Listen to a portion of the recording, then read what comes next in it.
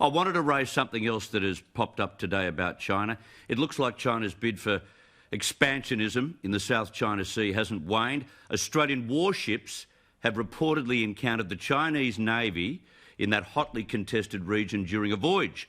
The Chinese are there illegally, as we know, as we were reminded by the Americans only recently, but protect this region with great deal of might.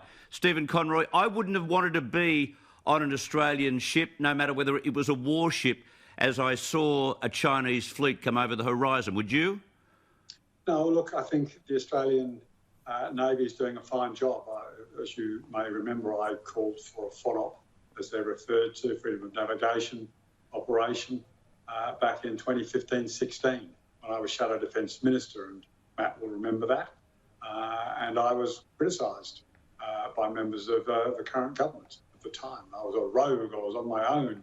But look, the Australian Navy are doing a great job.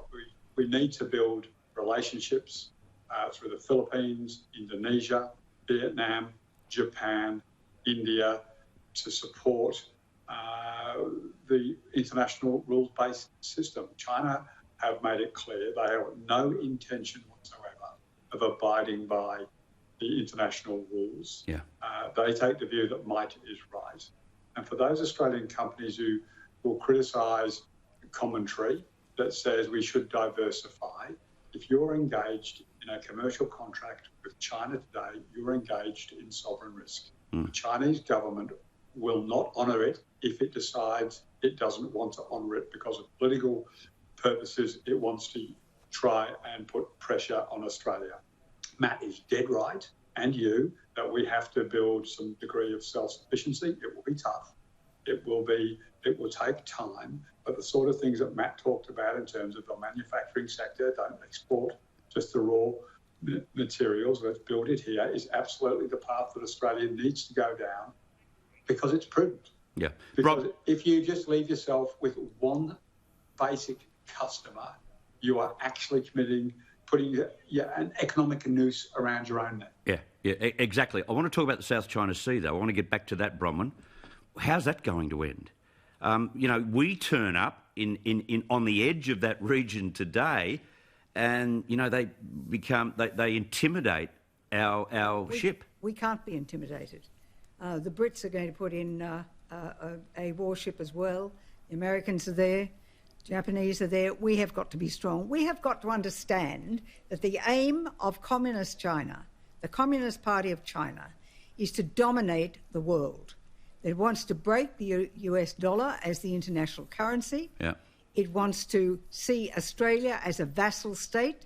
That means we kowtow, we prostrate ourselves, that we supply them with minerals and with food. Food is important as well. They can't feed their own. And they would then we would be slaves in our own country. We have got into this mess because we were prepared to take cheap goods from slave labour. Yep. And we have to be prepared to pay more. We have to be prepared to give our manufacturers a chance by giving them cheap energy, and it cannot come from those turbines which are imported from China, using our materials to build and then back to us, and then we, the stupid suckers we are, pay $660,000 per turbine to increase the cost of our power. Right. And in 20 years, there'll be relics, rust buckets. What are we going to do with them then? Yes. We have got to get some common sense back into this government. We have got to see the tendrils of the prime ministers we had that wanted to have these renewable energy from Rudd on and right through to Turnbull, where socialism crept into the Liberal Party. We have got to see it change, and we can't give up. So the boys and girls down there, Matt Canavan and the others, you've just got to keep working at it to make sure it happens.